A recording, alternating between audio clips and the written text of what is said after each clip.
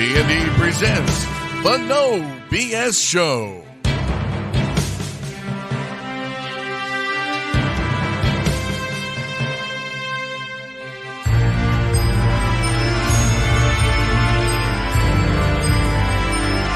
With your hosts, Chris Mize and Doug Dock.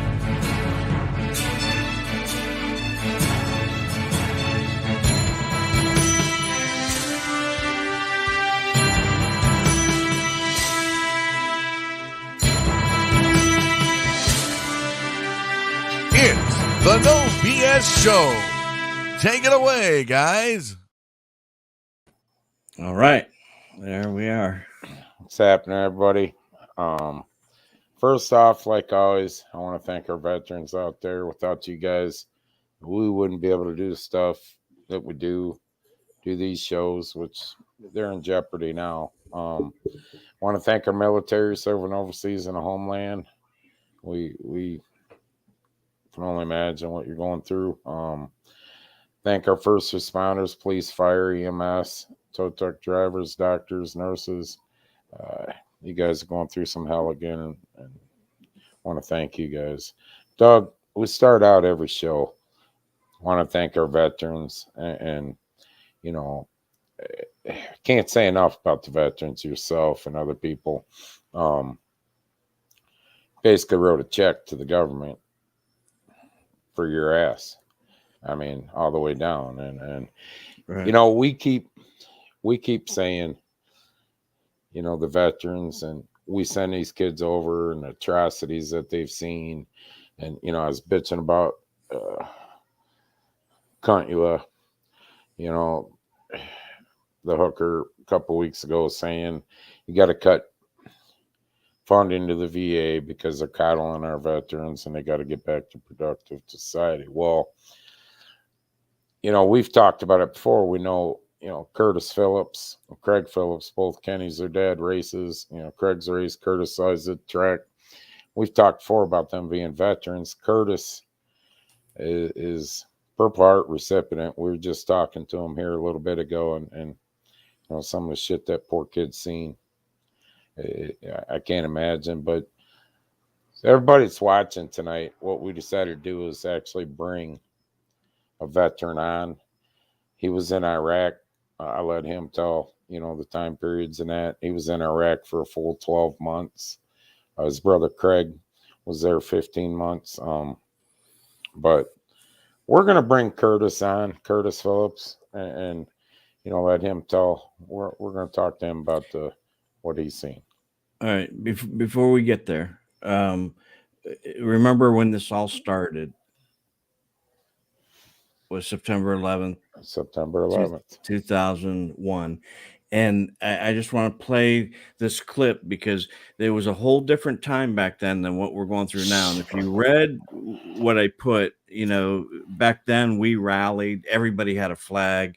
Everybody chanted USA. You went up to police officers and shook their hand, firefighters. Now we've got an inept President Walter Putin.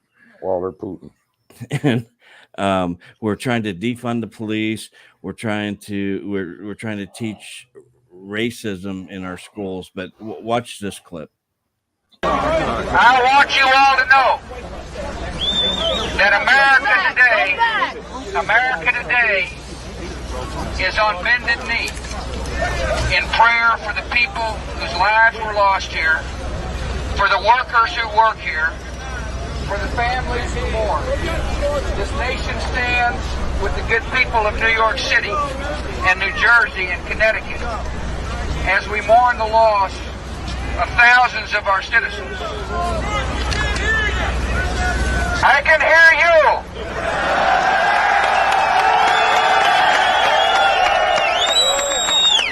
I can hear you. The rest of the world hears you. And the people who knock these buildings down will hear all of us soon.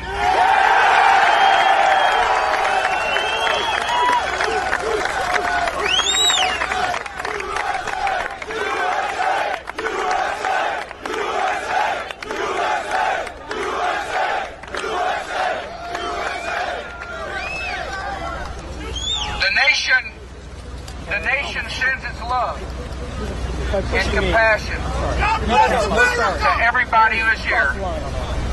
Thank you for your hard work. Thank you for making the nation proud. And may God bless America.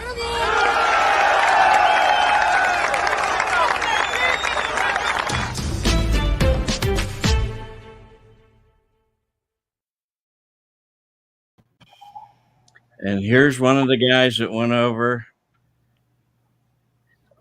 Curtis Phillips. Yeah, it does. Being on your report brings goosebumps. Boy, it sure does. Curtis, I've known Kenny, your dad, for forever. Got to know you kids, you know, through the later years here. Give us a little background of, you know, you're a veteran. First off, I told you when we were talking before we come on, I says, you know, I appreciate everything you've done. I'm not kissing your ass. And I stopped and I go, well, yeah, I guess I am kissing your ass. And there should be some sucker bites on your ass, to be honest with you, because, you know, every veteran that served, we don't do what we do today. You know, Doug, same way. You're a veteran. You guys went into the American government and said, here's a check. And basically it's a check for my living body, you know, to defend this country. And you know, it says a lot. It says a lot about your character. But, you know, we're talking about some stuff. Give us a little bit of history about you, where you're at today and then back then. Yeah, so I probably most people know my dad more than my brother and I, but I did race a modified for a little bit, but wasn't really my cup of tea, you know. So I graduated from Firelands High School, 2004. I started working at Republic Services that summer. 2 days later, then I was like, you know, I want to do something different. I was looking for, you know, kind of a career move. So I joined the Army. I was in the infantry. I was 18. I really didn't even know what the infantry was. I had never been on a plane. I had never shot a gun. And so I signed the papers in November, and then jumped on a plane, went to basic training down in Georgia, did that. And a few months later, I was shipped overseas to Iraq. And I did a 12-month service there. It was an interesting time in Iraq. I was down in the Sunni Triangle. It was pretty rough that year. So then after I got out, came back to Republic Services and as a helper hanging on the back of a truck, and then driver for 12 years. And now I'm a residential supervisor. So I run certain cities in Lorain County and Cuyahoga County. And here I am. Here you are.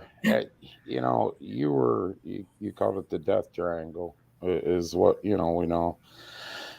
You received a Purple Heart with your services. You know, if you don't want, that's fine. But, you know, you're telling a story backstage. What all developed with that? So I was driving a Bradley, which is like a smaller size tank, I guess you'd say, with like the military personnel, the ground pounders in the back. We had dropped them off for a raid. It was about 3 o'clock in the morning, just kind of sitting around waiting for, you know, they were kind of knocking on doors. And I don't even remember what we were looking for. I think it was some caches of weapons and stuff like that. So we were just, they wanted us to shift. We were just kind of like rotating around the city. So we went to shift, and it's just last thing I remember, I was driving, it was a dirt road. And I remember seeing the sky. It blew us up in the air, and blew the engine that sits next to me, blew it out. It obviously killed our Bradley, and there's a big steel gas pedal. It had wrapped around and snapped my foot, and then my other foot had basically fallen through the floor of the Bradley because it blew everything kind of underneath me out, knocked me out. I had shrapnel in both my feet, in my shin, and up through my shoulder. Nothing terrible, nothing life-threatening when it came to that stuff. So I remember the Bradley commander, the two guys up in the turret, they Phillips, how you doing? You all right? I'm like, yeah, I'm good. And then when I went to go stand up, obviously I couldn't put pressure on my feet. They were pretty mangled up pretty good. So basically they came down. They didn't care about, I mean, it was a pretty good time to ambush us because the other 3 Bradleys that we were with kind of just, you know, they had to take time to get turned around and stuff. So it would have been a good time to come after us. But by the grace of God, they did not, or they were, for whatever reason, they didn't. Right. So they pulled me out. I sat in the back of my friend's Bradley that I'm still best friends with until for about 8 or 9 hours. And then we had to pull my mangled Bradley back. So it was about 12 hours before I finally got back to a base and got proper medical treatment. So yeah, it was a rough day, but here I am to talk about it, I guess, right? Yeah, but I mean, some of the atrocities, you know, you and your brother, you said he was over there too, but some of the atrocities that we're going to go in. I'm not going to get too much into what I was talking about, you know, before, but some of the things that, like you say, you got out of high school, never really shot a gun, you know, flew down to Georgia and boom, you know, you're over in the sand. The thing is your average person who does not go into the military, goes into college and goes into business or whatever, I don't think really understands the gravity of what really happens. And I think your story is just like, I'm sure there's people watching just going, are you kidding?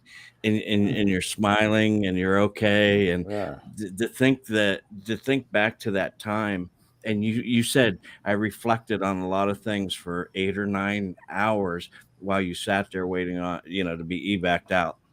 Yeah. So it kind of made me really, I think before that, like I didn't really have any appreciation, and like not in a disrespectful way. I was just a normal 18, 19-year-old that, you know, it's funny because me and my friends that were, the flight over to Iraq was long. I was stationed in Texas. So we went from Texas to Maine, Maine to Germany or Ireland, I can't remember, and then down to Qatar and then Kuwait. And then we drove up into Iraq. So it was a long time. And I remember me and my buddies we were trying to make up stories so we could have, you know, we could get chicks when we got back. And I remember like we had all these cool stories. And then within a month of being there, I'm like, I guess we don't have to make up any stories. We got plenty for the rest of our lives, you know? Right. And unfortunately, probably stories that, you know, you've had to bury some of them down in, and yeah, you know, I got a cousin I've told, Doug Skip, you know, he was over in Vietnam, a couple different tours, and you know, there's stories that are, you know, the glass dies, come over and gets up and walks away, you know, and right. I know a lot of Vietnam vets that you know, older guys that get that. Is there any of them? I don't want to know them. I'm not going to try to pry, but is there any of them that you just, that's it? It's in the vault. Yeah. I mean, there was some, like I was telling you guys before the show started, the day that I just described was not what the worst day, you know, like, there was a couple of times where, you know, when you're standing next to a guy and then 30 seconds later, you're picking up parts of him. Those are the bad days, you know, the pain I have in my feet, the headaches that I have now from my head injury, the pieces of metal that are still stuck in my foot. That's a good thing to me. You know, and it's a good reminder for me. And it's made me really appreciate where I am today. I got a pretty nice family, and I got a whole ton of kids that rely on me. So, big family. Yeah, with 5 boys, and then number 6 is on the way. So number 6 is on the way. We hope it's a daughter. Yeah. So you can stop then, right? Maybe next one, because this one, another boy for my poor wife. So is it? Oh, yeah. So it's really made me appreciate things, and that's why I don't have any problem sharing it, you know. And then just talk a little bit about, you were in a platoon of 40. Yeah. So my platoon of 40 guys, there's 18 of us that got wounded in some physical way. Probably all 40 of us mentally wounded, right? But physically, 18 of us got Purple Hearts. And then 5 we had killed. And then since we've been back, we've had another around 5 suicides out of the 40. So one of the things, Doug, that you touched on, and you go into the suicide, and that's a national problem right now. You know, that I don't think we're addressing like we should, and it pisses me off. But you know, the suicide of our veterans right now is, and maybe to you people out there, this might touch light, Curtis, is you said there was like a debriefing time or whatever. You went into Kuwait and most guys got debriefed. What'd you say it was? Normal? Yeah, so the normal procedure would be you have 30 days in like a safe country, like a Kuwait. Not only 30 days to transition to there, to go to Iraq, which we did have.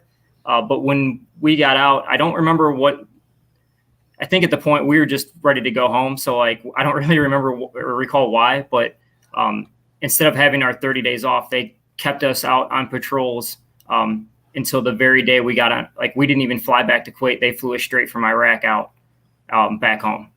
So it was one day you're doing patrol, like trying to stay alive. And then the next day I was back in, 36 hours. I was back in Texas with a 4-day weekend and, lost, just completely mentally lost, Did you leave your weapon over there? Yeah, it probably should have. No, I got a question when you say that, the transition, and I don't know. No, I've never been in that situation. So, but I don't know if 30 days really with the, and then you come 36 hours. Now, when you got back, there's Zuckerberg flying around at me again, Doug. When you come back, how hard was that? I mean, to be, you're walking, serving a country, fighting in Iraq, and you could be walking along and any second bullets be flying at you, mortars coming at you, every, IEDs, right, blowing up. And then you come back to Texas, you're back in the States and you get up the first morning, go for a walk. What, were you not shell shocked or watching where you were walking? Yeah. So, everything. So when we first flew back into Texas, they had a big, like, I remember the gymnasium, they had a big, like, smoke, fog machine, like we came in like it was a, I don't know, like a party, music was playing. All of our families were there. I didn't have any family there. I was at this time, maybe 20, I think I might've turned. So like, we got there and like, it was cool to see everyone else, I got reunited and me and most of the single young kids are sitting there like, oh, I wish we had some family down here, So we were just kind of, I think we stayed on base that night and then, they're like, here you go. If you got 4 days off now, you can go do whatever you want. And the first thing I went to McDonald's, I hadn't had McDonald's or any kind of American type food. And I was most excited about getting a double quarter pounder with cheese. That's all I really wanted. And then I got sick from it because I hadn't had that kind of food in so long. And I know we talked about a little bit before too, about supplies when we were there, but we went 6 months with no hot food. Like we just had, and we had to ration it out. So we had 1 MRE a day, the meal ready to eat, and then honey buns and blueberry Pop-Tarts and water. That's all we had. So I still can't eat blueberry and I still can't eat honey buns. So I can imagine. I mean, but when you even went to McDonald's, were you looking over your shoulder? I mean, was you? Yeah, it was a weird feeling. And then when I was driving, and I still catch myself, scanning the roads and looking for trash on the side of the roads where like something might be hidden. Not near as bad as 2006, 2007 time, like when I got back, but I still catch myself kind of scanning. I still walk around my house at night and check locks 10 times and all that stuff. So. Well, that brings up another question. When you come back, you got out of service and you went to work for Republic. Did that mess with you at all with the trash? I mean, going through what? No, it didn't seem like. It seemed like I always did better when I was at work, and my mind was 100% at work, and probably still is. Any issues I have usually is now when I'm trying to go to bed and when I'm more relaxed. But it seemed like when I was driving a truck or even a helper on a truck, I was completely focused on my job 100%, and I never went back anywhere, mentally. Walk through an average day over there. What you did. So we were doing, and this just my average day. We were doing 36-hour patrols at a time, and then we would have 8 hours off. So, and then the 8 hours off. So for the last 6 months I was there, we didn't. We were sleeping. We had taken over like a house area, and we were sleeping on their roof. So every 30 days we would go back to get a shower.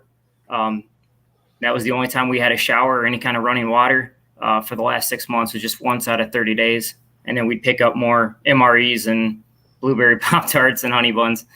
So a normal day of just 36 hours, we'd be driving around. And honestly, in my opinion, it was just praying you don't get blown up that day.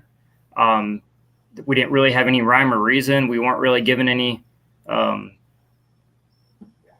of direction. What are you doing? Why are we doing this?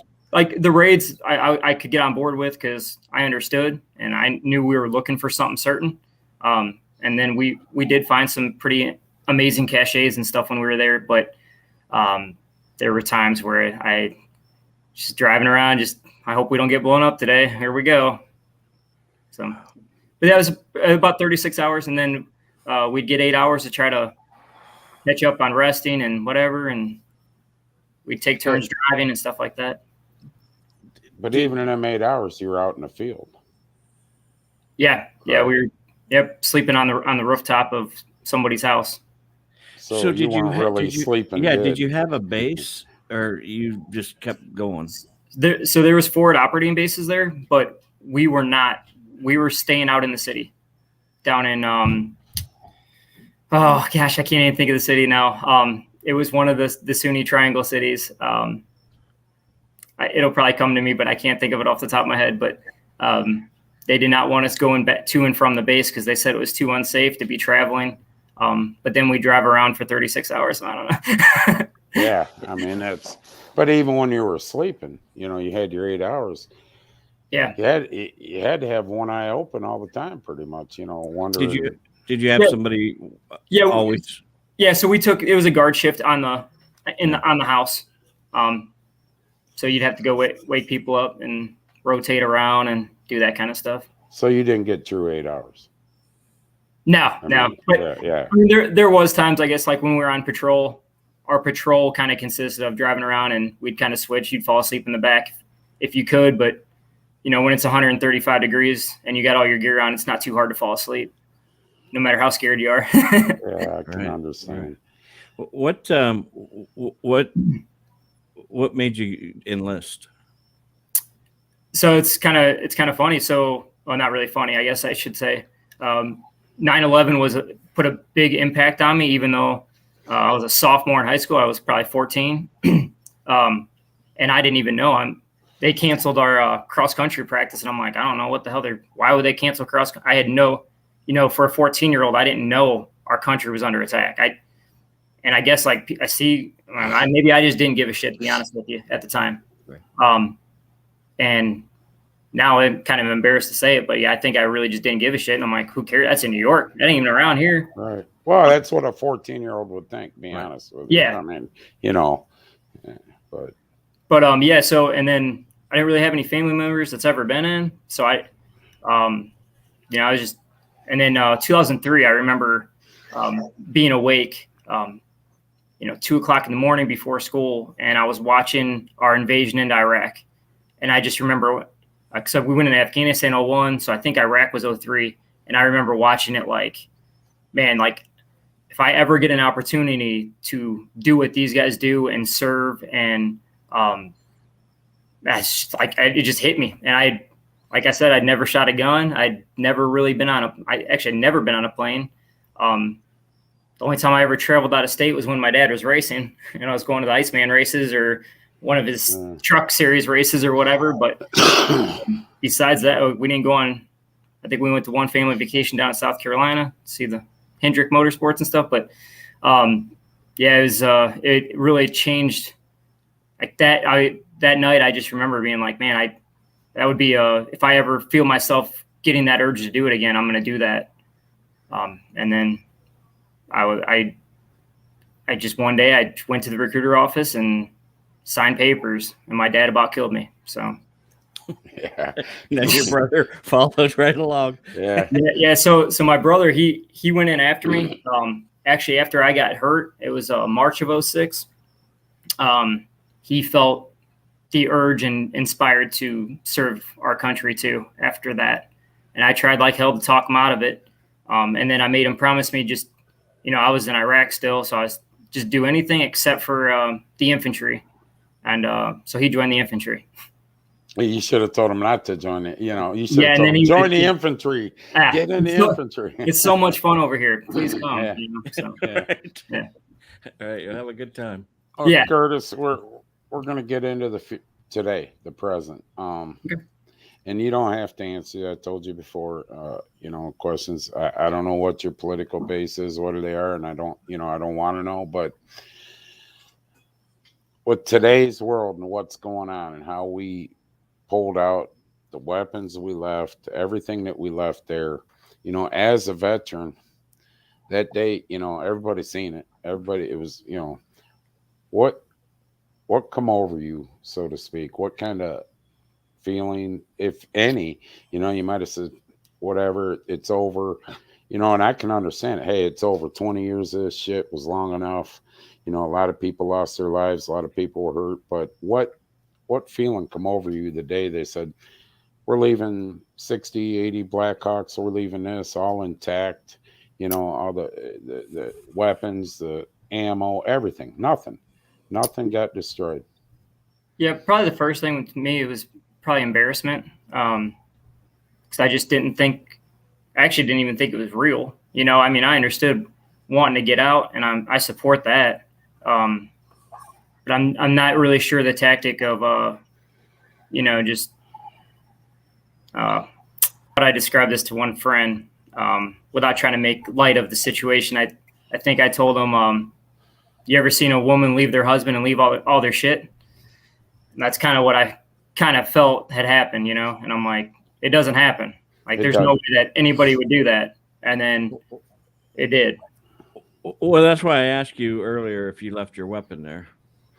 He knew. I could see by the smile on his face when he said that. Yeah. But one of the things, I don't know, I've always heard that, like the Blackhawks especially, Black Hawk Down, when we went and got Osama bin Laden, the one chopper was down.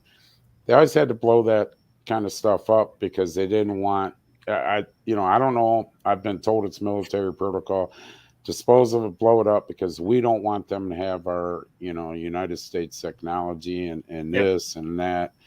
And, you being out in the field for 12 months, being hurt, running around the Bradleys, So when my Bradley got, it was blown up to where you're never going to use this again. There was no, we were not going to be allowed to leave that there because of that. And there's a red switch. You flip it up, press it, and it deletes all the computer and technology system in it and basically makes it just a piece of metal. That was always the button. Do not push that button unless you have to. So that's why we took the time of driving 5 miles per hour for the next 2 or 3 hours to drag that piece of shit back to base, because we refused to leave it there and ever have it be used or, a protocopy or anything like that for somebody else. So that had to piss you off when you seen everything left there. As a veteran, I mean, as an American, don't get me wrong, not a veteran, as an American, I'm telling you, I walked around for 2 days and I was there to kick cats, dogs, anything. Debbie couldn't even hardly talk to me. Right. I'm just amazed that, and then my thought process, and it's got to go through your veterans. Doug, you're a veteran. Curtis, my thought process is we pulled out, but we're going to end up going back sooner or later because they're not going to behave. And now, how does one feel being military, veterans like yourselves? How does one feel knowing that we might have to send kids back to fight our own technology? It's almost like it's a pretty scary thought, especially I'm sure out of the now 6 boys that I'm going to have to raise here, the odds of one of them joining, I would say, are pretty high. So the thought of them ever having to go through that kind of situation would be, I'd be pretty freaking pissed. Yeah. And not just for my own kids, but for, my nephews, my other kids, and everything else. Any American kid. Right. Any American kid. Now, the second thing, when you were over there, like in Afghanistan, we had, what was there, 100 or ungodly amount of 60,000 total translators and people that helped us. Yeah. And, I'm sure in Iraq you had the same thing. You had people that were helping from, the homeland and their homeland. What do you honestly think, as a veteran, the way we left them people, we hung them out to dry. We wrote them a death sentence. I mean, that's in my opinion, because we didn't make good on some of the promises that we told them. Do you honestly think, you've been there, we had a bad enough time with people trusting us when we went over there, and you were there. Do you honestly think if we ever have to go back, what will them people, your opinion from being there, what do you think they're going to think about us?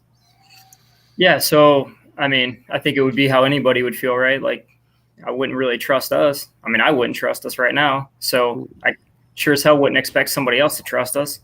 But my, more of a personal story from, we had some really good translators that worked alongside us. And as soon as, they would jump in front of me to take care of me. I mean, they were probably better than some of the guys that I had served with. But as soon as they were diehard to the end for us. But as soon as word got out who they were, I mean, we were losing them about as quick as they would give them to us for a translator. But they would do anything for us. And, and now, fast forward 20 years later, the thought of leaving people like that I know what those people are going through and what they've done to help, people like us is, it's heartbreaking, Yeah, we didn't help them. No, we just set them back about 20 years. When you got there, first of all, did you know their lifestyle before you got there, how it operated, or did you just think it was just like here, but there's going to be a war there? So I just kind of imagined it being more of a desert when I got there. Mm-hmm. And when I was down there, it was not down in southeastern Iraq is not a desert at all. It was, right along the Euphrates River and everything else. So there was it was more of a jungle, so was not anything I expected. There was no trash service there. They don't have anything like that. And I don't know if you could prepare unless, you'd almost have to be there to even grasp the concept of how these people live. And, there's no toilet paper. You know what I'm saying? Like it's nothing that people that haven't been there could understand. And especially 18, 19 years old, I was just like, what the hell am I doing? Like, where the hell am I at? But it was a real reality check of how anyone that complains about their childhood probably maybe should go over there for a couple of days and realize what a bad childhood is. And not inconsiderate to other people. I know people have had rough lives, don't get me wrong, but it was eye-opening for sure.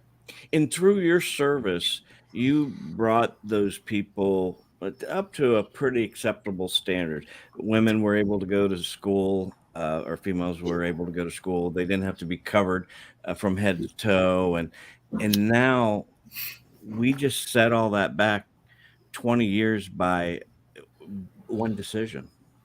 What do you say? The problem is you can't undo it. And I don't really know how it's going to go from here. really sucks that, I mean, I wasn't personally in Afghanistan. I do know a lot of people that were, and they're all pretty much on the same page of like, what the hell did I just do? Like, what did all the, the mental or physical scars that they have now, I think it kind of reopens everything. And unfortunately, on the mental health side, Curtis, and hopefully you're going to be able to overcome. I call them demons. There's nothing else to call them. They're demons of what service, what you had to go through to serve this country, but hopefully, with what just happened, like what you said, we can't undo what we just did. Them demons don't start. This country needs to be prepared. We need this administration, and for a better word, our government in general, state and federal, need to step up more for our veterans. And I'm not liking what I'm hearing from, our vice president. I'm definitely not liking what's coming out today, Doug, and we fact checked it and took it down because we don't have all the facts yet, and Facebook and YouTube police will be right on us. But what their whole demeanor is towards the veterans, it's wrong, because I've said it on this show a million times, and you people that are over in that comment section heard it. What we're doing to our veterans, when we can put $86 million out for a hotel, because Lord forbid they're coming across the Mexico border, and Lord forbid that they, sleep bad tonight. But we got homeless veterans that are dealing with these demons, and stuff that you've seen, Curtis, and what you had to go through. Some guys, are on the streets.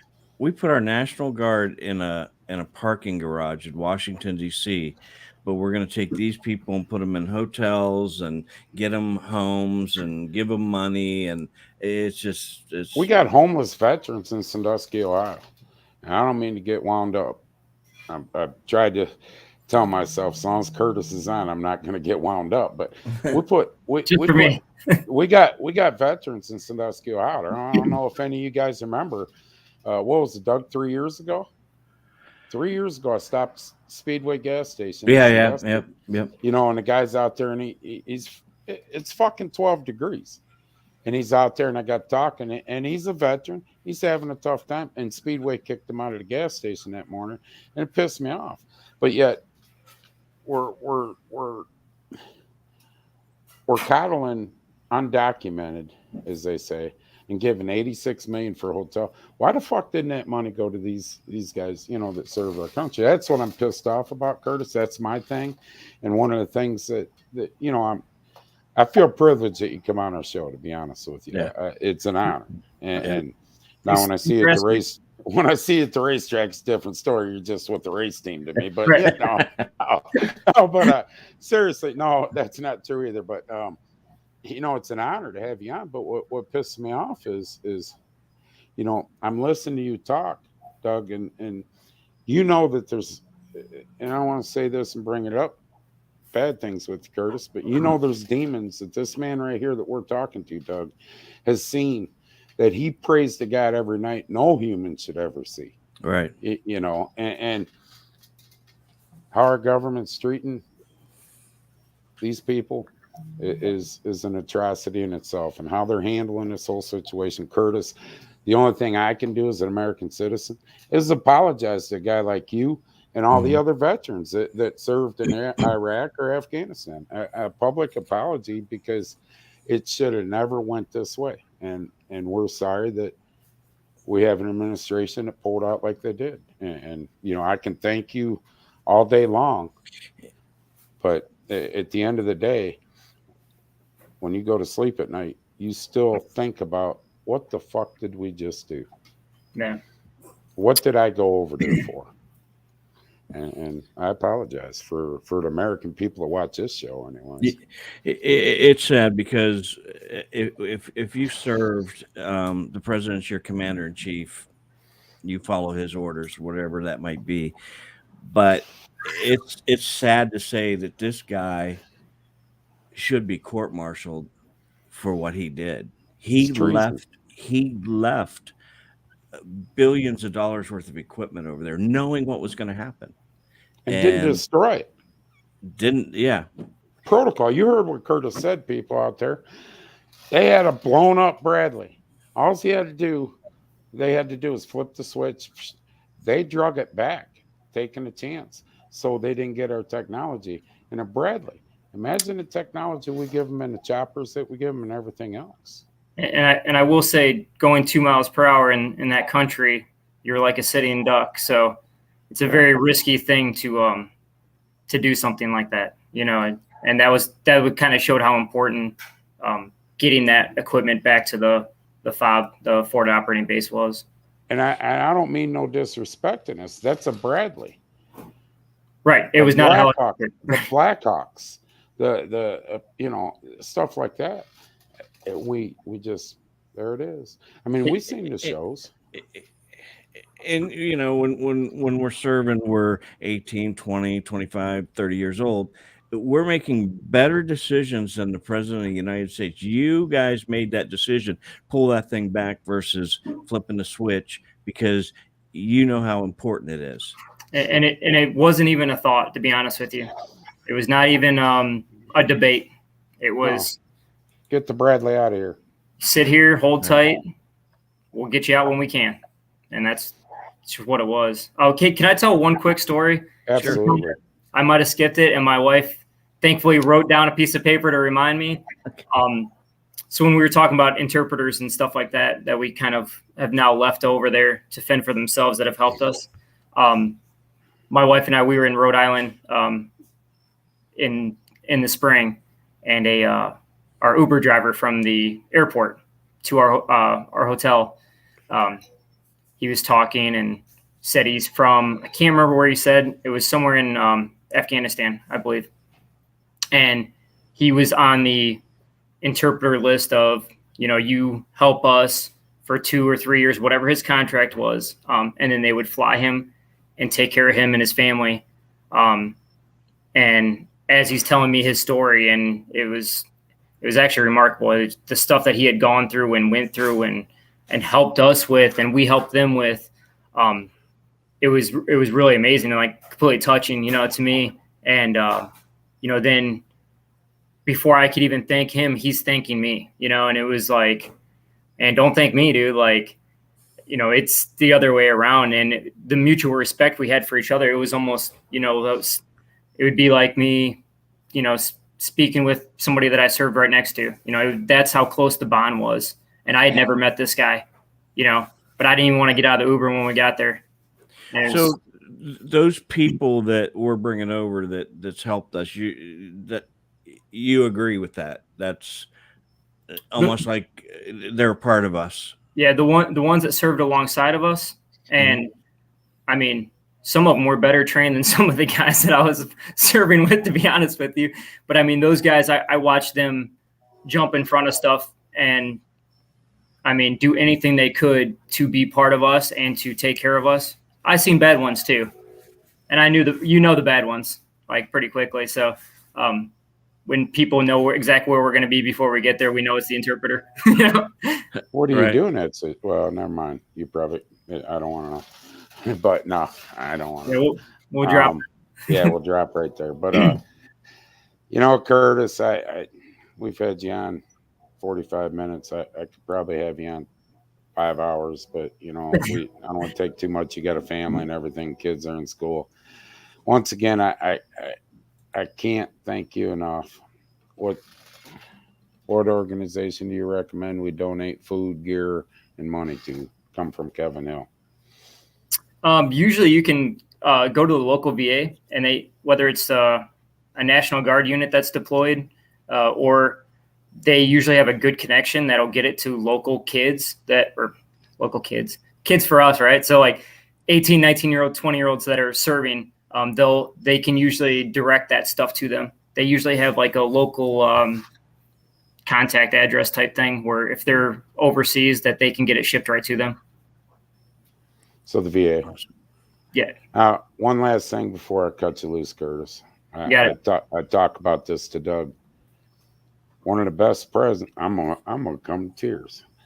One of the best presents I ever got was from you. You realize, and I talk about that, and I thank you dearly. I got a cup with the veterans. I thank you dearly. Doug, you hear me talk about it all the time. So I just wanted to say that. Don't mean to get all mushy because it was emotional to me, that a veteran would actually, because I recognize them. It's very important to me that our veterans and military are taken care of. I mean, it's the only reason that we walk freely in this country. No other reason. And as the veteran part of that, I recognize people that do care and do give a shit, and they just don't say it to say it, So, it was an honor to get you the cup. So thank you. I appreciate it. So, Curtis, thanks. See you at the racetrack. All right, man. Amazing. See you guys. All right. Thank you. See ya. Never thought I'd get emotional over a cup, huh? Wow. But I mean, it meant a lot to me. I talk about that to Debbie too. There was another part of that story I'm not going to go in, but it meant a lot to me that that. And now to know a little bit more about what what's he's behind it, yes, what he's went through, and to give, I should have been giving him stuff. You know what I'm saying? But to continue on with our show on a little more hostile side of it, this is what we mean. And I've said it before, a lot of your average people that haven't served, they know a little bit about what goes on there. They really don't know. Like, did you know that they went months without showers? I never knew they went 30 days without a shower. 36 days, isn't that what 30 days on patrol or 36 days on patrol? They were never allowed to go back to base and take a shower. And that their food was pretty much rationed. They didn't have hot food. MREs, Pop-Tarts, and honey buns. Yeah. Could you imagine? And sleeping on rooftops. And I'm assuming, we didn't get into it, but I'm assuming that was a security measure that, if the house got broken into, that they wouldn't find them. They wouldn't think they'd be looking on the roof. It's just hard to believe some of the stuff. And we can get a Vietnam veteran on here that will, just have the same type of stories. People don't understand what the cost of freedom is. And I think people do. I don't think our administration does right now, Doug. But we have a large group of people that take it for granted. They take it for granted. Yeah, but our administration doesn't care. See, what I think is that we're starting to get more people to care because the government's infringing on your rights. Look, you don't have the right to free press and free speech. You're going to get, just like you can ask a couple people on here whenever they come back or they're allowed back, ask them. You don't have the right to say what you want to say. What was that? Can you say what you sent me? Or on the one that sent you the screenshot of what Facebook sent them? Yeah, they Facebook gave them 30 days for I don't know. I'm gonna have to look it up, but I remember what it said. 30 days. His comment was clear it out, bomb it all, make a glass factory out of it. That's what he got it for. 30 days. Right. A veteran, Doug. Now this is a veteran. Right. I mean, Robbie doesn't spend more than 4 or 5 days. Rob Cisco doesn't spend 4 or 5 days on Facebook, and bam. And he doesn't say, and I've read the comments that he's went to Facebook jail for. It's not. I've seen worse comments. When Trump was president, I've seen worse comments against Trump and his administration. Exactly. And said, by Pete Pelosi and Alan, but I mean, DeGeneres. Yeah, and American people on Facebook, I've seen a hell of a lot worse comments. But Now we're in a whole new administration, a whole new, you know. Let me say this phrase to you. If you ain't a pissed off American, and I'll say it again, I said it last, if you're not a pissed off American from what we did in Afghanistan to pull out, you just heard from a veteran. He didn't comment a whole lot on it, but his words, he ain't happy. You know, what we fight for? 2, this speech Thursday night, It was not a speech. my patience are wearing thin with you on vac. Who the fuck's he think he? Who, you know? I thought the United States president was coming on to talk to United States citizens, which is considered a free world, and to me, King Biden come on there. You're right, King Putin. So the thing is, and I was going to play him back to back, and I didn't want to. George Bush is bumbling. I did not like him. He was an idiot at times, but he stood there and he made the country feel it was unscripted. He made the country feel he's going to take care of us. This is bullshit, and we're going to be America. And you know what? Right? Like Toby Keith says, we're going to put a boot in your ass. And let me tell you something. I did not like George W. Bush, period. Couldn't stand him, anything. But I will tell you people this. They walked into that school while he was talking to a bunch of kids, told him, we got to go. We're under attack. They get him out. They said, we're going, where's that? Some bunker in Nebraska or wherever. They're going to put him down in a hole. And George Bush says, nah, we ain't doing that. We're going back to D.C. I ain't running from nobody. Right. I will respect that. It's the only thing I like Bush and you know what he did, and he went after him, but think he didn't about run. This. He didn't run, and he addressed the people, and there was no teleprompters up there. Exactly, speaking on a bullhorn.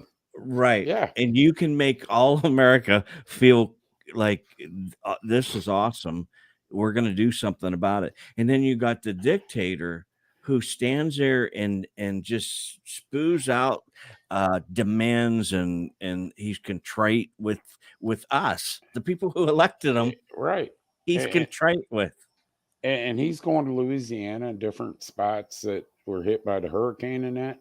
Anybody take notice? The linemen are working on the lines all down the road and everything. Every single one of them linemen come down and turn their back on that motorcade. The man's not liked.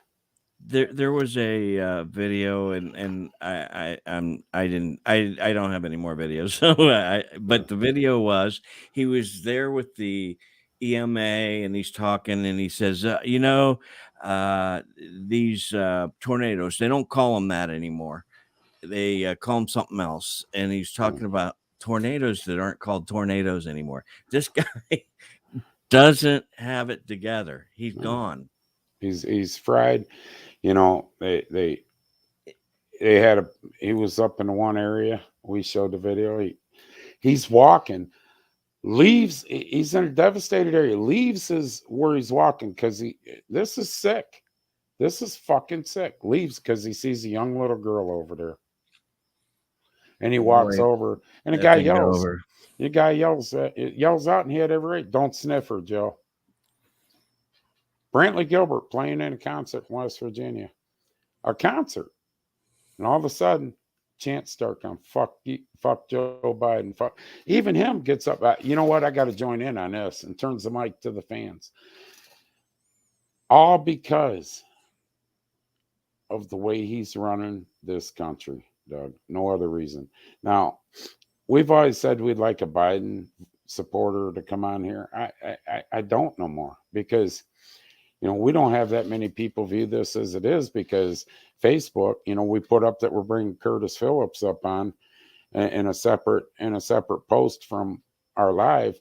It's automatically got 300 people reached. Our live still only got 36 reached, because they're, right. You know what I'm saying? They're constricting that, like I told you guys out there.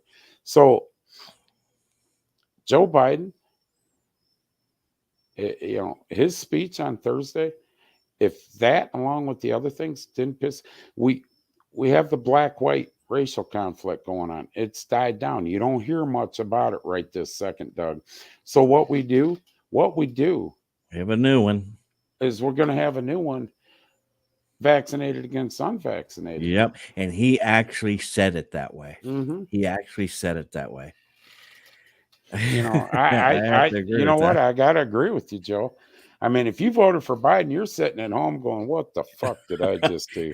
You know, but he's starting to vaccinate against the unvaccinated. Listen, I'm vaccinated. And I said this in a chat room. I was so mad Thursday. You seen it, Doug. I said, listen, and Joe, you'll understand. It was a pure stock chat room. I know some of you guys aren't vaccinated. Some of you are. You guys that aren't vaccinated, when you go to make a stand on this, trust me, brother, I'll be right behind you. Because it's not about, to me, vaccination or non-vaccine. It's about your freedom of choice. And what he did that people, you know, I'm sure you know, you just haven't really thought through it, is he put, first of all, he's mad at the American people. Yeah. He obviously loves the Taliban. He gave them all Yeah. these weapons. He's Yeah. making little nicey-niceys with them, and he's making little deals with them. He's really, really pissed off at the American people. So he's going to take it out on us. And so what he thought was, well, I'll make all these companies pay for it. So now if you're a company and you got 100 more people, you better make sure that because he said that he was going to get everybody vaccinated.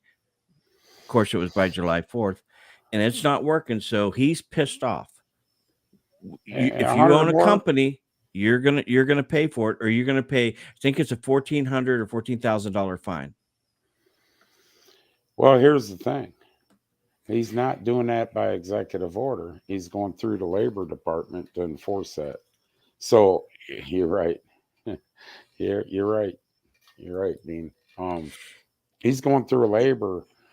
Now, you know, I'm going to speak out of term here, Doug, because it's been eating at me so bad, and this isn't some Dust Speedway show. If you listened, he's coming down on all entertainment venues. All entertainment venues. Listen close to his speech, where you're going to have to show a vaccination card to get into an entertainment venue. Well, I can tell you clearly, Joe Biden, I know 2 racetracks right now that are basically saying, you kiss our ass. We ain't, you know, it'd be a cold day in hell before we ask someone for a vaccination card to come in. You know, when you start showing that we got to have an ID to vote, then maybe we'll think about doing that. Until then, kiss my ass. That's what I'm saying. What's happening in Australia? I'm not sure on that, but there's several things under attack. One is your right to free speech and print. The second one is your right to bear arms. You can bear arms, but you're going to pay for it. You're going to pay $800 for a permit. And your voting rights. Now anybody can vote. Yeah, not only that, well, that bill didn't go through yet. You know, they've got our attention on something else. Go ahead. No, I mean, they got our attention focused on this COVID stuff. Let me who ask knows what'll happen. Let me ask everybody out there. Have you heard about the border from mainstream media in the last time? They don't give a shit. The HIPAA laws, they say, doesn't apply to this. It doesn't apply. That's exactly what they're saying. Because we went through this at the racetrack where the mask, remember, Doug, the whole mask ordeal. We says, well, it violates HIPAA. No, it don't. Well, okay. So if we say, why aren't you wearing a mask? I got a medical. Well, what might that be? That's violating the HIPAA law, in my opinion. Yeah, you can't ask that. You can't ask that. Remember? So there's a fine line. You know what I'm saying? There's a fine line. But vaccination card is different. It doesn't violate any HIPAA law. It just shows whether you've been vaccinated or not. You're not asking their personal medical information. That's how they're getting around all this shit. But wasn't there a bill that just passed through, Doug, that we were bitching about the other day? There was a bill that went through. I can't remember what it was. But have you heard anything about the Mexicans coming across the border in the last 5-7 days? Nope. No, they're building a freeway. Real quiet. Have you heard anything about Afghanistan in mainstream media much in the last 3, 4, or 5 days? Nope. All you're hearing now is about the vaccination.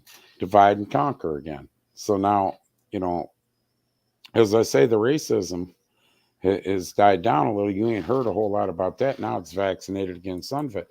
Listen, I'm vaccinated. I don't give a shit if you're not. I don't care. You got that right. It's a matter of what you choose to do. I'll die believing that, Doug. I will die believing that. I do not like, just me personally, I do not like being talked to by the President of the United States the way we were Thursday. Here's the question. Where was Trump yesterday? You weren't talked to on Thursday. Well, no, I was You told. were disciplined. I was disciplined. Bad little bitch. I got sent to, right. We all got the White House speech. Where was Trump Where was Trump yesterday, Doug? I was at the racetrack. I don't know. He was at the 9/11 site. I'm almost positive that that's what you were going to say. I was going to say that, but I didn't want to speak. Now, Biden and Kuntala went to all of them as well. However, I'm sorry, Walter Putin went to all of them, but he never did anything live. It was all video. He was there, but he didn't speak live. And you know why? Yeah. They can't put a teleprompter in front of him. So what's he going to say? They're scared. They're scared of what he's going to say. But, Trump's speech, I sent it to you. It's only, 3 minutes? 4 minutes? Yeah. His speech. Listen, I don't agree with everything Trump did either. All right. I do not agree with everything he did. Trust me. There's days I went. Yeah, right. Please shut up. Shut up. Jesus Christ. Just shut up. What are you doing? But you know what? When he talked about situations like this, American people related, the true American people, middle class, related. The best comment I ever heard, and I'll never forget as long as I live. When Trump sent the Scuds to Syria, most people I talked to, well, I get that. I understand that. He sent them Scuds to Syria. Remember that airport? Boom, boom, boom, boom, because of this problem. At the time, he was having dinner with China, the president or whatever they want to call him. A reporter asked him, hey, I know you told him, during your dinner that this going on, you guys are sitting there eating, what'd you say? And he said, well, we were eating chocolate cake, and I leaned over because it showed him leaning over and whispering something to him. He goes, I leaned over and whispered, isn't this the best chocolate cake you ever had? And he smiled, and they didn't know what to say. It's not the media's business exactly what he said to him. He told them already that he informed them it was going to happen. That I can relate to. I can relate to that. I can relate to him challenging some of the media. You know what I'm saying? He never had. You think Trump ever had something scripted wrote out for him? I'm sure he did, but he never went on it. Yeah, they said, here, this is what we want you to say. He probably went, here, I'm one of the most powerful people in the world. Take this, shove it up your ass. I'll say what I want to say. Right. Not, I'm instructed. You ever hear, I'm instructed to do this. I was told I was to answer questions. Right. Yep. And then just like you said, with every president, I think so far, there's whether you voted or you didn't vote for them, you like some of the stuff they did and you didn't. This one, I don't know that I can find something good yet. There's nothing yet that's been good. A guy that comes on in July of 2020 in his campaign and says, you cannot lead by executive order. That's called a dictator. Well, he's proven that comment true. He's proven that. He signed executive orders. Here's what he signed, executive orders. And correct me if I'm wrong, Doug, because I'm winging it. Executive orders come out about the vaccine. If you work in a nursing home that receives Medicare or Medicaid, everyone will have the vaccine or you won't get it. If you work at a hospital that receives any kind of Medicare or Medicaid, They'll have it or you won't receive it. You know, all federal. Now, there's a catch to this. All federal employees must receive the vaccine. Post office is exempt, though, Doug. Y'all want to know why the post office is exempt? I'll tell you why the post office. The people that touch your mail every day. All across the country. All across the country, and put it in your mailbox where the virus can stay on that paper and you can get it. You want to know why? Because the post office union is 600,000 strong. And he doesn't want to fight them. I'm telling you, that's not fact. That's my opinion. That's what I feel. He's like, you know what? Fuck it. My ratings are down enough, and I don't even know what I'm going to, you know, I don't know what I'm going to say tomorrow. I don't even know what the hell I'm going to say in 5 minutes when I do a press conference. I ain't been told. I don't remember what I said. Yeah, I ain't been told what to say yet. I'm not fighting them. Right. You know what I mean? Yeah, you're right, Randy. Last year's healthcare workers were our heroes, and now there are zeros. And think about it. 20 years ago, every firefighter, EMS, police officer was a hero. Any first responder was a hero. Now we're trying to defund them because of a minority. And we're fighting. We're fighting race. You put this up, and Joe's bringing it up too. Yeah. So I put up a post. I'm glad Joe brought that up. I put up a post, and I stand by it. So if every federal person has to have a vaccine, and in the middle of his speech, in the beginning of his speech, he said any employer with 100 or more employees has to have the vaccine. 5 minutes, I think it's 5 minutes after that, Doug. It's like between 4 minutes and 6 minutes. Any employer with 100 or more employees has to have the vaccine or test weekly. The son of a bitch don't even know what the fuck. Whatever they wrote to mandate, he don't even know what they're writing. So here's my question. If you're on federal assistance, welfare, or any of that, right? Okay, Doug? Assistance. Not talking Social Security or disability. I'm talking assistance. Food stamps, welfare check, housing, whatever. Aren't you receiving in some sort federal money? Yes, you are. Yes, you are. So therefore, shouldn't you be mandated to get the vaccine or lose that money? That's my question. I would have to say on that, that's a state issue.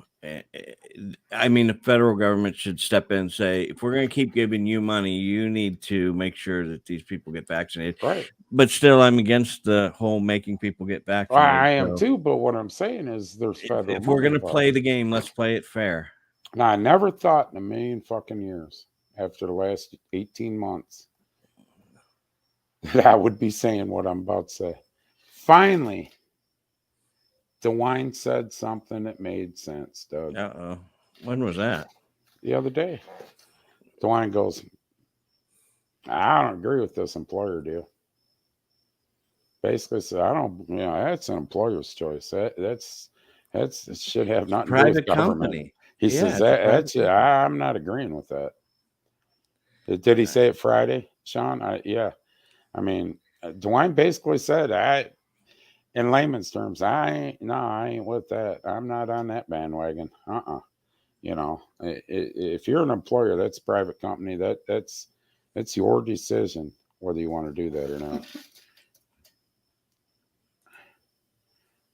Yeah, right.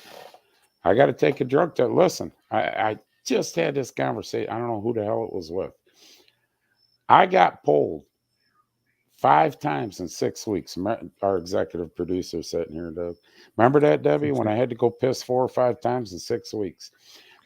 Coast Guard, Homeland Security, because we work on the border and I work on the lake.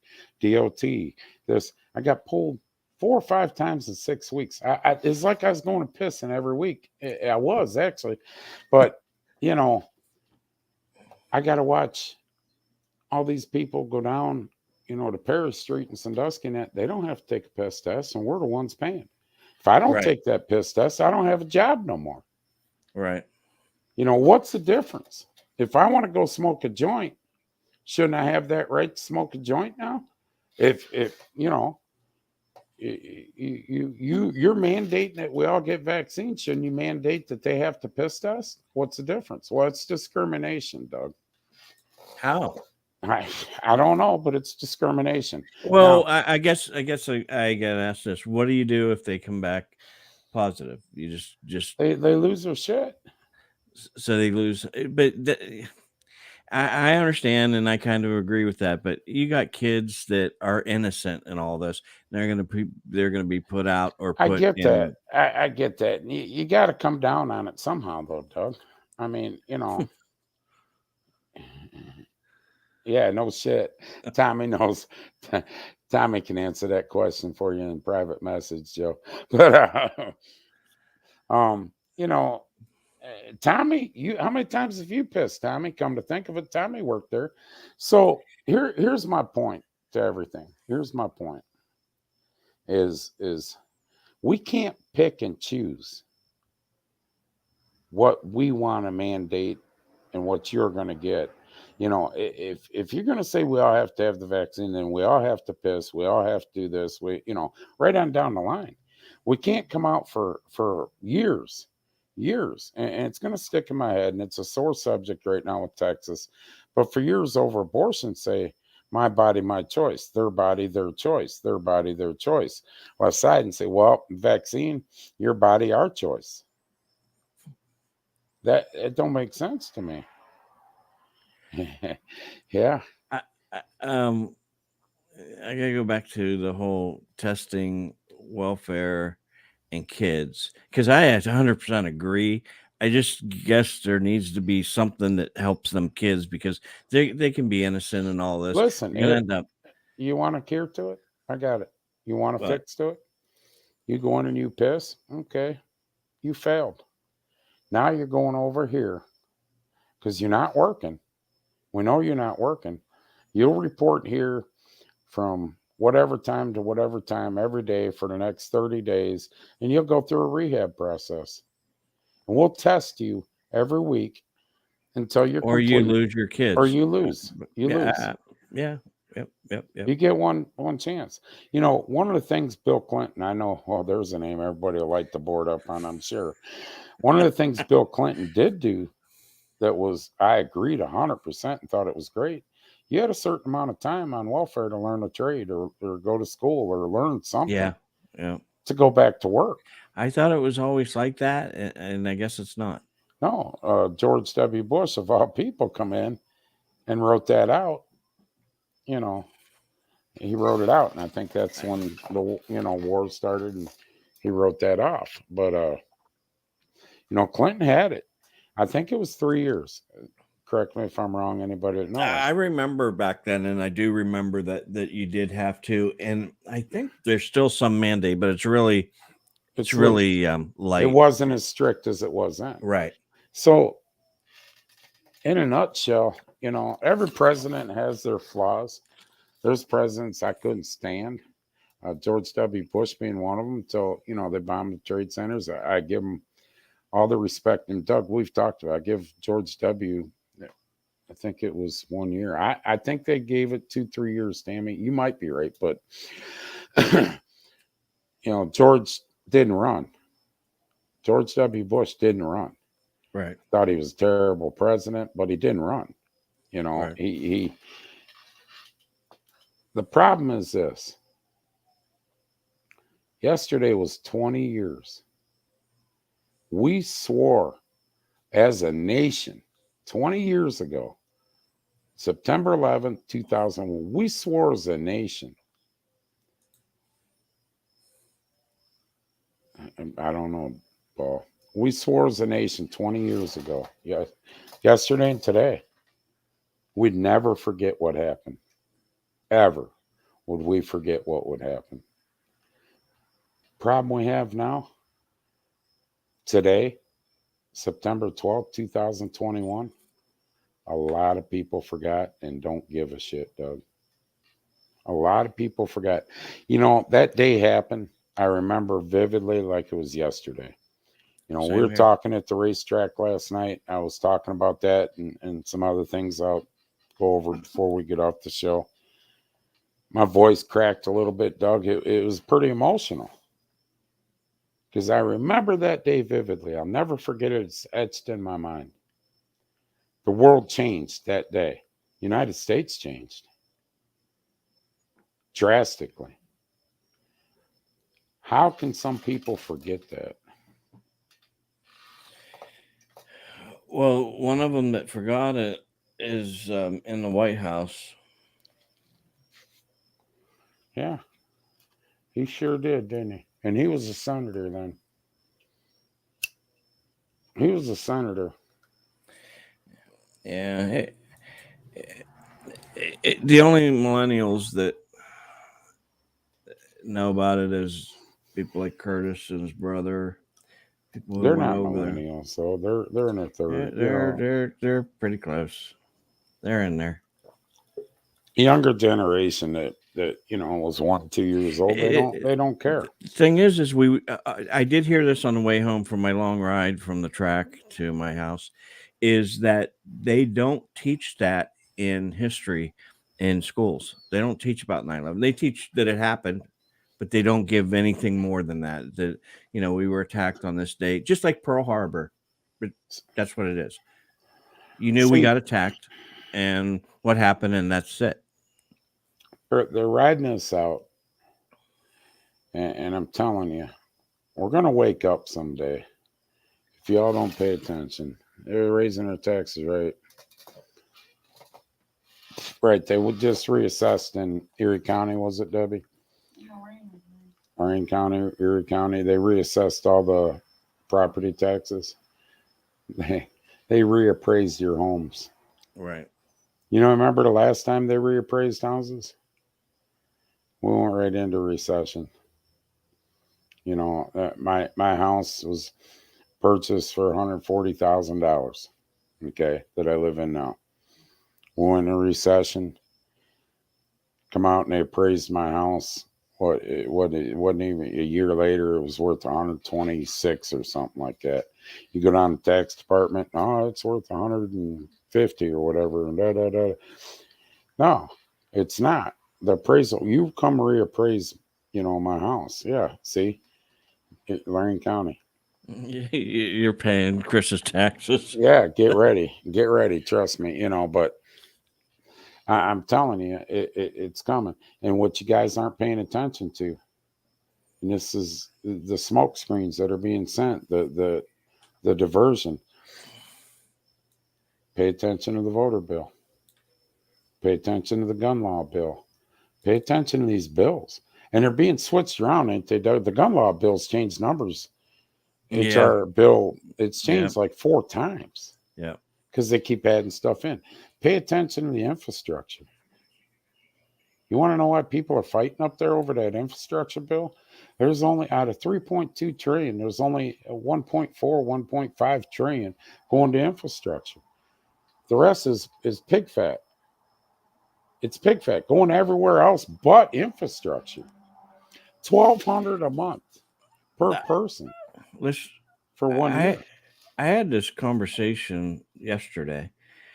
When Obama took office, didn't he pass an infrastructure bill? Remember, we were coming out of the recession, and it was like, wasn't it $3 trillion or $7 or $8 trillion? It was up there. It was 3 or 4. And 12 years later, we're passing another $3 trillion infrastructure bill. The infrastructure bill that Obama passed had the cash for clunkers in it and all that shit. Remember? Right. Yep. When he killed the used car sales market. Yeah. And we're all sitting there. We'll go back to welfare thing where you had a deadbeat dad and the woman had 3 kids and didn't, was trying to work and draw welfare and didn't have a ride because the car she had wasn't worth shit. She didn't have no money. There was no reason why some of these vehicles shouldn't have been distributed to people. You know what I mean? Right. Yep. I remember. And hurt the racing community badly. Yes. And so we'll blame him for the racing low car counts. There you go. I'm going to do that Saturday. But, and we're passing another one. And the thing of it is, if you dig into these bills, there's not even a half of it going to true infrastructure. Exactly. And both of them are Democrats that have spent a collective like $12 trillion. Yeah, you're right. Look at Greg's comment. Remember that? Taxes weren't going to get raised. Well, right now, if you're Joe Given, tell him that.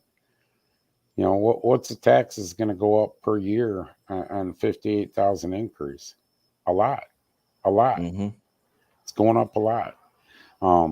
Is that a modified in this picture? Yeah. Wasn't it the track yesterday? No. He's dirt racing now. Dirt. They're loving it. Zach and him are loving that dirt track. But anyways, we passed a bill. Remember when Biden got in and they passed the infrastructure or the stimulus package in the middle of the night on Friday night? Yeah. Next morning's passed through. Yep. What was that? 2 trillion or something like that. It was close, right around 2 trillion, one way or the other. Do you people realize that we still had 1.8 trillion sitting there that we have not touched, earmarked for 2022? This is what they're doing. They passed stimulus bill in January, February. We had 1.8 trillion sitting there earmarked out of that, or whatever it was, out of the trillions that we had already passed, set for 2022. Why didn't we use that? Yeah, you're going to be paying $3,600 a year now. And your grandkids are going to have a debt before they're born. Yeah. So what are we doing with all this? Why are we passing bills when we got almost a couple trillion sitting there that we haven't used? Why are we passing more bills? But now we're passing the infrastructure bill. It's going to pass, people. You know, it's going to pass. The problem they got now, and why I don't think it's went up for vote along with the gun law, is you got Democrats that are flipping, Doug. You got Democrats that are flipping. You got Democrats that are calling for, Cuntla's head and Walter Putin's head. And Pelosi. You got Democrats that are flipping. There's going to be movies about this administration someday, trust me. I can't wait. There's going to be movies. I know who's playing Walter Putin. Mm-hmm. Yeah, Jeff Dunham. Jeff Dunham. He's going to be sitting there holding his hand up his ass, We'll dress him like Nancy Pelosi with Walter on there, the drunk bitch. The drunk bitch and the grump. That'll be the movie. The grumpy old man and the drunk bitch. But you pay attention. I said I'd stay calm tonight. I'm trying to, Doug. I'm not cussing as much in that. It ain't because of Facebook. It's just because, I get pissed off as I want. But until the American people get pissed off, and I don't know what it's going to take to piss you off. I mean, if you ain't pissed off right now, I'm not too sure you should have citizenship, Especially after listening to Curtis's story. Yeah. And, there's probably hundreds that he could say. And we're not going to pry. Right. We're not going to pry. To listen to him say, you could be sitting next to somebody and then 30 seconds later picking up pieces. Yeah. And the sad part of this, and I don't know if Curtis is still watching or not, but here's the approach we have to take on this when we bring somebody on is listen. We know that you're in a management position, so there's some places that we won't go with this. You know what I'm saying? And right. and not that any company would do anything, but just in today's world, we don't know. Yeah. In today's world, we don't know. Last thing we want to do with someone like that is get them in, me get heated and start talking about, the Biden administration, this, that, or the other, even state, and get him into, what he really feels and this, that, and the other. And, tomorrow morning going to work and his boss said, come on in here. Or Wednesday when, Lord forbid, well, we got people that can't stay in their own fucking business and keep their own business straight in their own life, and, or they're pissed off the world. So what they're going to do is jump in your business and put your business out on Front Street. Cancel culture. Yeah. They call it. And try to fuck your world up. So about Right. Tuesday, Wednesday, they're going to come in. Well, we've been told because somebody can't keep the nose out of, and then repercussions, because you can't have freedom of speech in today's world. Correct. And I was just going to say that to Greg. Greg, you must be touching a nerve with somebody. Oh, yeah. Because last week they took Chris off a couple times. Took me off 4 times, Greg. I set a record last week. Knocked me right off 4 times. And then let me tell you, I'm gonna fair warn you guys that ain't been on a couple weeks or watched. That comment section's gotten people booted off, put in Facebook jail. Mm-hmm. Oh, there you go. He's still watching. Thanks, Curtis. But sure. that's the sad part of it. Is in today's world, you can't always say what you actually feel because you're worried about what repercussions can come down at your workplace, this, that, the other. There's a whole lot of shit I wanted to say in that mic last night when I had it, Doug. There's a whole lot of shit I wanted to say. And there's a situation that happened at the racetrack a couple weeks ago, and I'm not going to go into detail. There's a whole lot of things I wanted to do. You were looking to make fucking front page of the paper. No other reason. You don't pay $12 a person and $24 for 2 of you and 2 kids tickets, buy Pepsis, and come in there and sit and then leave after the first heat race. You were looking to make the paper. This kind of shit that pisses me off, Doug. This is the country. And Lord forbid, you know what the paper would do? They'd run with it. Yeah. If you go down and say something, they would run with it. They'd run. Oh, you're the evilest company in town right now. So the whole race thing's dying down, Doug.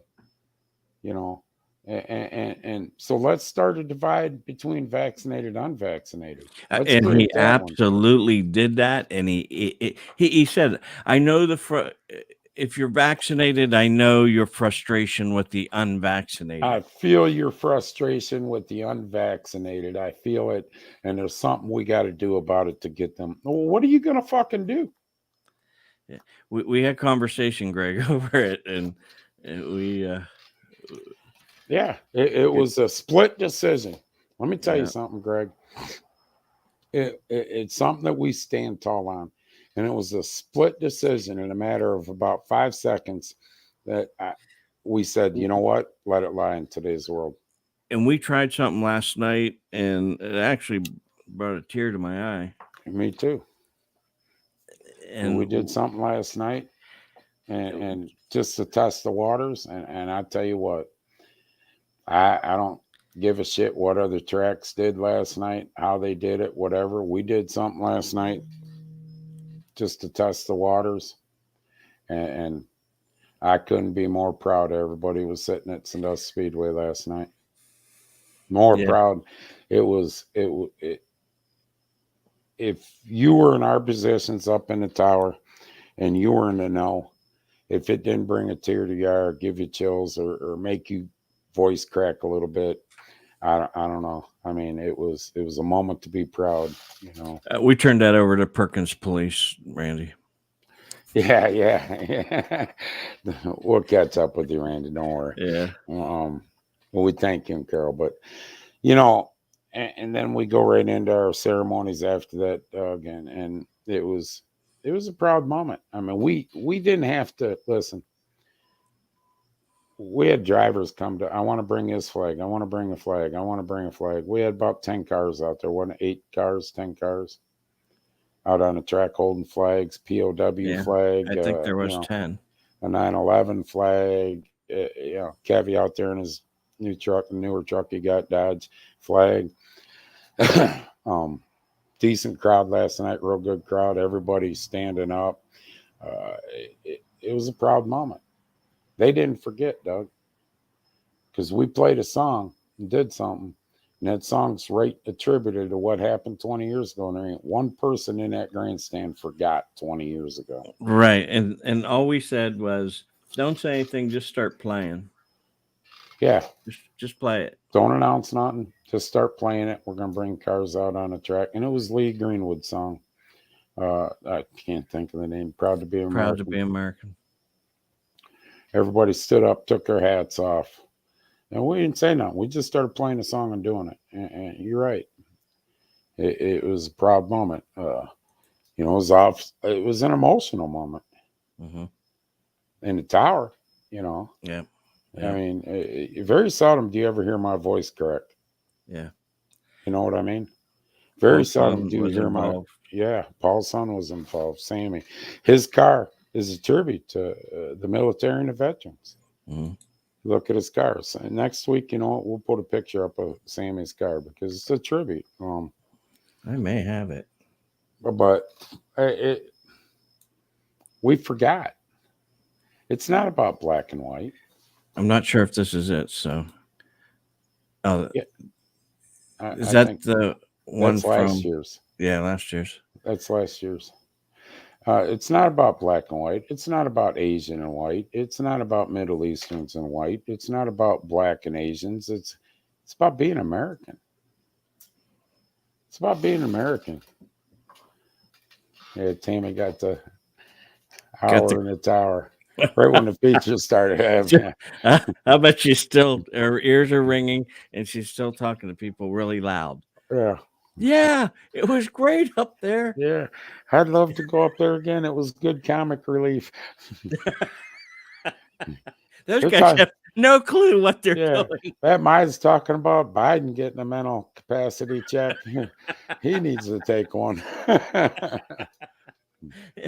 Yeah. But, it's other than that, we're not going to stay on here much longer. But, Doug, I just want to bring one more thing up. Go ahead. I just feel, we hadn't got into a lot of the politics of things tonight, the bills and that. I don't know how much more we can preach. I don't know how many times we can preach and preach and preach. Check out what Congress is doing in the federal. Check out the bills they're trying to push through. Especially when they reverse direction like they have done over Afghanistan and COVID. When it was like a complete left turn. It's smoke screen. They're putting more shit in.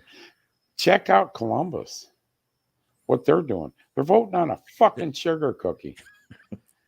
A goddamn sugar cookie. Oh, that's our weirdo cat lovers of Cleveland license plate. Are you shitting me? That's important stuff. We got COVID right up our ass again. And it ain't like last year. I'm gonna bring this up, Doug. You people, we use people. We bitched about. We didn't believe all the numbers last year. Trump was in office. We didn't believe. We thought the numbers were inflated. Remember that, Doug? Thought the numbers were inflated, this, that, and the other. Yep. Now Biden's in office. How many people did you guys know last year that had COVID test positive in the middle of this pandemic? About very the same few. As now. Oh. Very few. Yeah, very few. But now, the numbers were about the same as last year. Now Biden's in office. The numbers are about the same as they were. Everybody. I know shitloads of people. But everybody I'll say it now. Yeah. My family had it.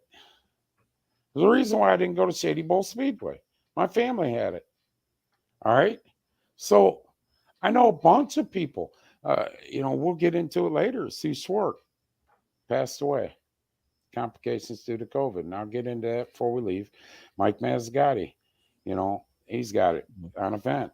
I know this person, that person, people coming down with it, but the numbers are the same. When the fuck are they going to come out and be honest with us? When are they going to come out and be honest with us? You want to know, if you want to get into conspiracy theories, I'll tell you one. You want to know how they knew in July the Delta variant was going to be bad in the fall? Because it was running rampant in Mexico in the summer. And all the Mexicans are here now. And they kept coming over. And we kept buying them hotel rooms. And they spread them out through the country. Well, guess what? If it's running rampant there, and you're bringing them in, without testing, and the vaccine that you want so many people you want. Yeah, you're right. What do you think's going to happen by fall in the United States? We're going to be going down with the Delta variant. Yeah. It's a conspiracy theory, in my opinion only. But I tell you what, if you did research, I guarantee you'd find we're not. We sit here and tell you guys shit till we're blue in the fucking face. We tell you. You guys might listen. The other people and people. I know there's some people listen. Them guys blow some shit. About 3 weeks later, it's on the news, and what the fuck? They can't do this. Well, no, they can. It's done. It's been done. We're telling you 3 months ago this is coming up. Nobody wanted, just like CRT. We started talking about now. It's daily on the news. You can we're talking about anywhere. What 6 months ago, Doug? Yeah, come across. Yeah, before it was popular. Yeah, it was popular. Right, and I'm being serious. Before it was popular, we were bitching about it, and everybody thought we were fucked up in the heads. Just like about popular is the right word. Just like the employees can get fired. Companies can mandate you can. If you don't have the vaccine, you can be released. Your card. Just like the federal government in that same bill can't be sued for any reactions or death you have from the vaccine, along with the manufacturers.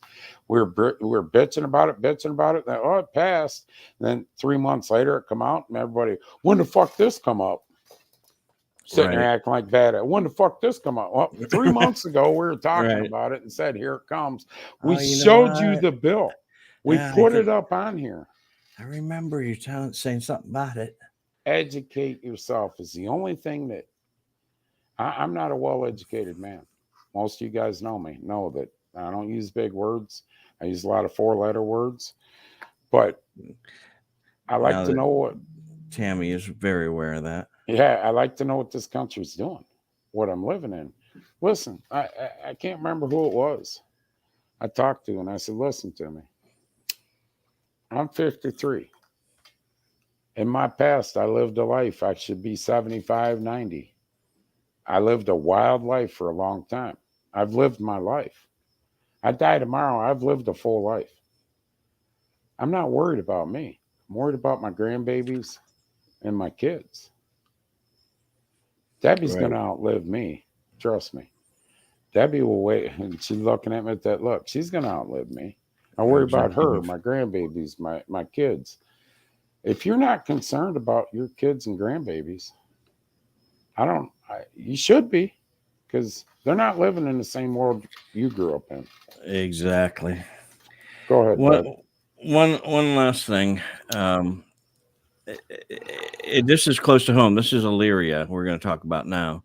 And I oh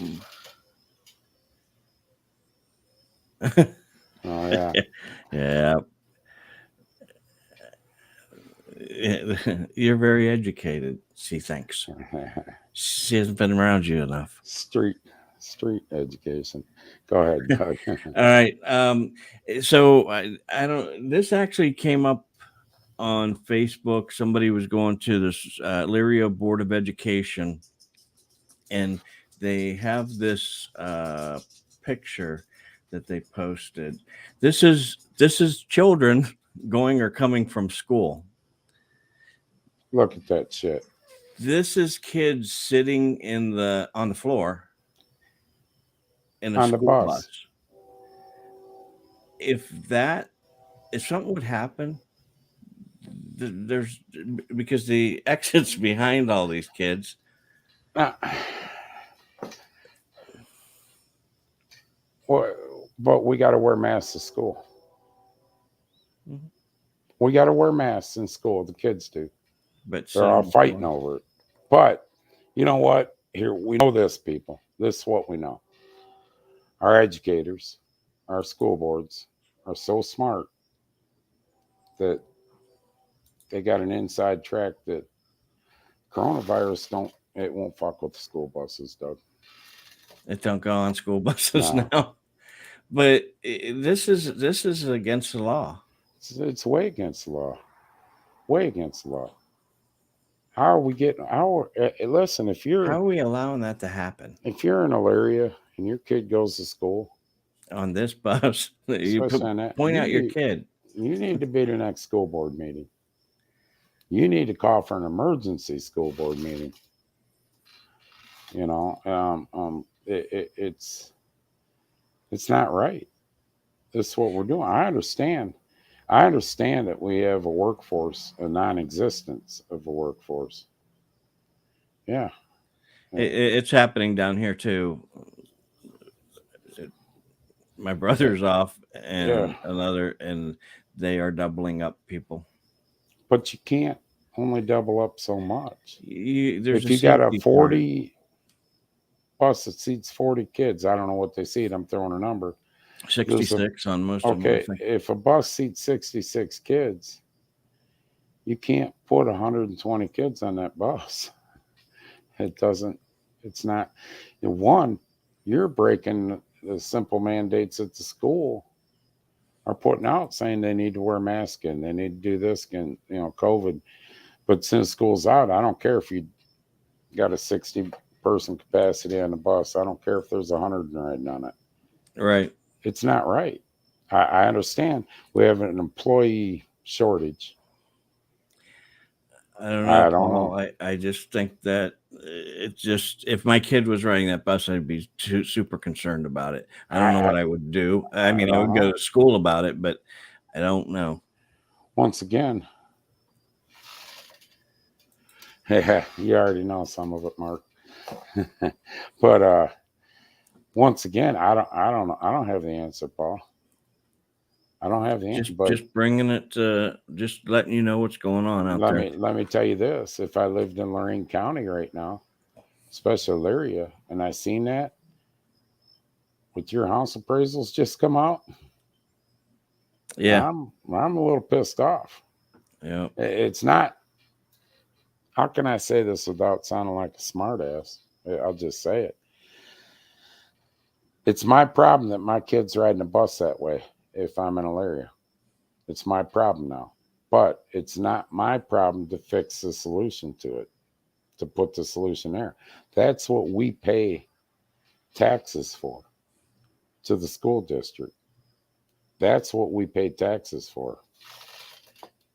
Yeah, I don't blame drivers. Yeah, I don't blame drivers at all. And like I said, all I'm concerned is the safety part of it, and the solution I don't know. The drivers aren't at fault at all. They're being told what to do. I mean, it's against the law. The drivers are not at fault. It's the school board. It's the school board and the superintendent. You know, if we're having driver shortages, you never know what the issue is. I'm sure it is the driver shortages, but remember back in the 70s, we had a crisis, coal crisis, was it? No, fuel prices, and we ended up going half day, and then the middle school went half day. Huh? That's what I was just gonna say. You know what, Paul? We were so quick to go to virtual learning last year. Remember, shut all the schools down. Virtual learning. If we have that kind of problem, we need to go to half days and virtual learning instead of putting our kids in danger. What happens if that bus gets in a wreck?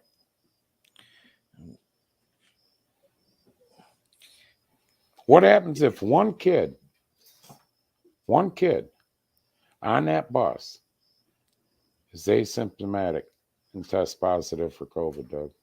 What happens? You know, I think you hit it. You pick up until you have your capacity. Anybody that doesn't get picked up, you're on what is it? E-learning. Half days of school, half days e-learning. I don't know the answer. But you know, if you didn't get picked up for school, you know you're going to e-learning, and everybody can do it now because we had to do it last year. So everybody has access to it, or at least 90% of the people do. You want the true answer, Paul? The non-political correct answer? Yeah. You want the true answer? I'll give you the true answer. You want to stop it? Stop giving let me do it like Biden does. Stop giving money out freely to everybody so they go back to work. Raise the minimum wage. Yes. You know what I'm saying? Yeah. Cut the shit off. You know, cut the shit. You going back to work. Raising Cane's, Sandusky. Still hasn't opened, Doug. They're supposed to open. Guess what? Got pushed back, what, Debbie? Another 20 days? No, 30. 30 days. Another 30 Wow. days. They can't find help. Now we got a new trick we do, Doug. We pay people daily. Mm-hmm. Signs up now. We pay daily. Pay daily. Yeah, we pay daily. Awesome. Now they're giving $100 a week. Yeah, right. You know what, Paul? That solves the problem right there.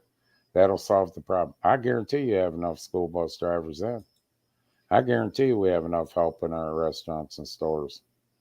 You know, yeah. Yep. Pay daily. Drive. There's one of the signs down 250, Dean, right now. I don't know if I can't remember which place it was. $100 bonus every week if you work all week. Oh my gosh. $100 bonus if you work all week. You know what happens if I don't work? I don't get paid. Simple. I wait. I work this week. I wait next week for my check. What the fuck are we? What are we doing? What are we doing? There's no control. I say this in a tower at Speedway. It's a big joke. I lost all control. Remember, Doug? I lost all control. Yeah, it happened last night. I don't know what the hell's going on. I lost all control. They're just doing whatever the hell they want. That's what's going on in the world. That's what's going on in Washington. That's what Joe There's no Biden says control. every day. I have no control. I have no control or morals. You're right, Joe. There's no morals. There's no morals because you know why there's no morals? And I'll go on the religious side of it. I said it at my driver's meeting last night. I kind of went across and said this. You know what? There isn't. We took religion out of schools. We took religion out of this. Oh, we can't say in God we trust. We can't say God this. We can't say oh, it might offend somebody. Fuck you. It offends me. What about us that believe in God? What about us? It offends us. What happened there? What happened there? It offends us. I tell you what, people, you better lay down. And this is exactly what I said in the driver's meeting. When you go to bed tonight, you better be praying up there because that's the only thing that's going to bail us out right now. We're so fucked up. Period. All right. You got the final say. No. My final say is this. On a serious note, we lost Doug Mate. I talked about it a little bit. I believe were we on Sunday when I talked about it, Doug? Yeah. Okay. Yeah.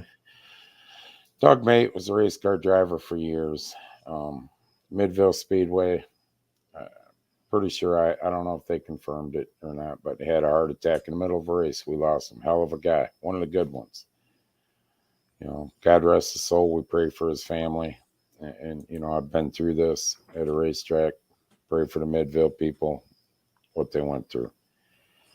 Sue Swart come down with COVID. Ended up in the hospital, what, Doug, 6 weeks? 7 weeks, 6, 7 weeks.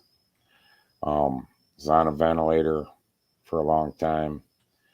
Passed away Friday. She had 2 kids, one's 16, the other's a little older. Her dad. We pray for that family.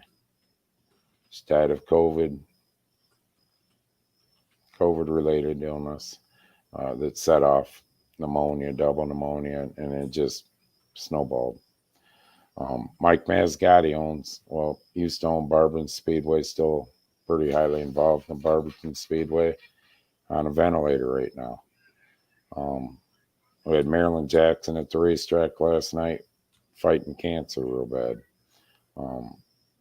We've lost so many people in our just our racing community, Doug, that it's hard to even describe. Yeah, and if you go back, Tim Enzine, Bev. I mean, the list just grows. Yep. And it just keeps going. We're losing. So, when you hit your pillow tonight, there is a higher power. There is a higher power. You better pray to him. You better pray to him, because the world's fucked up right now. Bad. And it's been a long time since I've seen what's going on, even with death, Doug, and people passing. And people coming down sick and stuff. And I pray for all these people, and our heartfelt condolences go out to the families. It was very hard. Bill come up the tower last night, Doug. He sat there for a while. It's very hard to watch people go through this. So we went through it in February with my brother-in-law. So when you go to bed tonight, pray for these families, please. It helps. It really does help. And if you don't believe, I don't know if I want you. I don't know what to say. It's your right, your decision, but I don't have to agree with that. But the other thing, they laid Max Soviak to rest. Remember, it was a tragedy that didn't need to happen. 13 soldiers lost their lives a few weeks ago. Plain stupidity. Thousands have lost their lives over the last 20 years. Many have come back hurt, limbless. Curtis, Purple Heart recipient, his brother served over there. The thousands that served, that come back and didn't get shrapnel shot, are mentally stressed for the rest of their lives, the atrocities they've seen. So write your congressmen, write your senators. Stop the fact that they're going to try cutting funding to the VA. And the rumor out right now is the Biden administration. It's a rumor, not fact, people. They're going to start cutting funding to veterans that are not vaccinated. That's a rumor. Normally, sometimes that comes out and we fact check it. We couldn't put it up tonight. I'll talk about it. That's not right, Doug. These very people that fought and served, and not just Afghanistan, but Vietnam, fought for the right for you to have freedom, and now we're going to fuck with them. That's not right. Pray for them people, too. Yes. Yep. So go back to Sue. You cut off the day. Was it Wednesday? It's her Wednesday is, I sent that to you and I can't. But the day's cut off. I have everything. Yeah, I know. It's Wednesday. Right. At what is that? Sunset? 2 to 6. Sunset. Sunset Memorial on in North Olmsted. I North just put it in the chat. 2 to 6 is the celebration of life, or she's cremated, and then 6 o'clock will be the service. So other than that, listen, there's GoFundMe pages and everything out there for Sue. Yeah. When you spend 6-7 weeks in a hospital on a ventilator and all that, I don't care. The government doesn't help with everything. Trust me. That shit's going away real quick. Wasn't like in the beginning, or message Bill Swart. They got a lot of expenses they got to cover. And remember, she has a 16-year-old daughter too. And she's got 2 grandbabies from her son. Right. So we pray for that family. And the hardest thing I heard yesterday was that she died holding her daughter's hand. Yes. It was, it was a long talk up there with Bill, and Bill will be praying for you too. Hope you start feeling better. You need racing therapy, Doug. That's exactly how I put it to me. Yeah. So other than that, people, Vote for Paquita vote for Mark Paquita, one of the good guys. and Blystone. Wise now. God bless America. See ya.